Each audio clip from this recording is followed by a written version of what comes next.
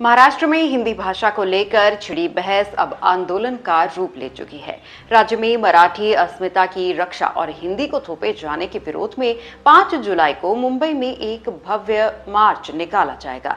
इस मार्च में शिवसेना, उद्धव बालासाहेब ठाकरे गुट के प्रमुख उद्धव ठाकरे और महाराष्ट्र नवनिर्माण सेना मनसे के प्रमुख राज ठाकरे पहली बार एक मंच पर साथ नजर आएंगे।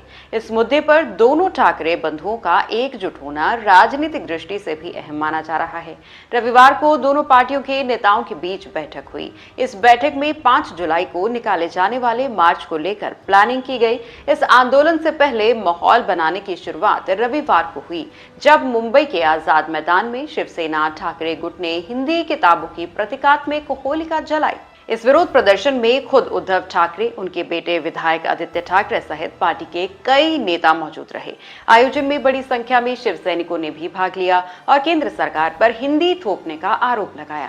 विरोध प्रदर्शन से पहले एक विरोध बैठक भी आयोजित की गई, जिसमें मराठी अध्ययन केंद्र के प्रमुख, अन्य समान विचारधारा वाले संगठनों के प्रतिनिधि और उद्धव ठाकरे खुद मौजूद रहे। इस बैठक में मराठी भाषा की पहचान और अस्मिता की रक्षा के लिए रणनीति तैयार की गई। 5 जुलाई को प्रस्तावित इस मार्च को लेकर ये भी चर्चा तेज हो गई है कि उद्धव ठाकरे और राज ठाकरे की पार्टियों के बीच गठबंधन की संभावनाएं प्रबल हो रही हैं।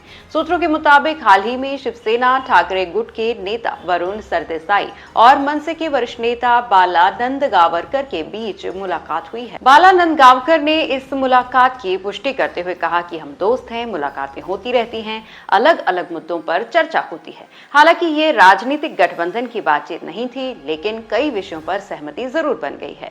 इस मार्च के आयोजन को व्यापक जन समर्थन दिलाने के लिए मनसे और ठाकरे गुट ने सभी समाजों और वर्गों से समर्थन की अपील की है। नंदगावकर ने बताया कि इस विरोध मार्च में हिंदी भाषी लोगों को भी आमंत्रित किया गया है। उन्होंने कहा, महाराष्ट्र और मराठी ने उन्हें बहुत कुछ दिया है, अब समय आ गया है कि वो इस भाषा का सम्मान करें। नंदगावकर ने इस विरोध को राजनीतिक नहीं बल्कि सांस्कृतिक पहचान का मुद्दा बताया है। उन्होंने कहा कि ये विरोध किसी पार्टी या भाषा के खिलाफ नहीं है, ये मराठी अस्मिता की लड़ाई है। जो लोग इसे राजनीतिक रंग देने की कोशिश कर रहे हैं, वो मराठी भावना को नहीं समझते।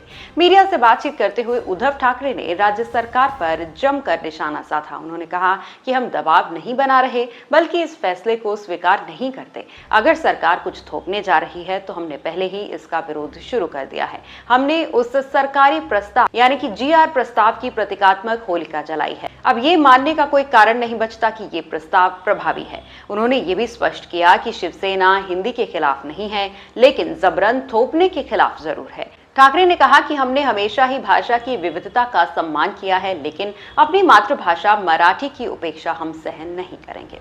बहरहाल, मुद्दा बेशक हिंदी का हो या मराठी का, इस मुद्दे से दोनों भाई साथ में जरूर नजर आएंगे।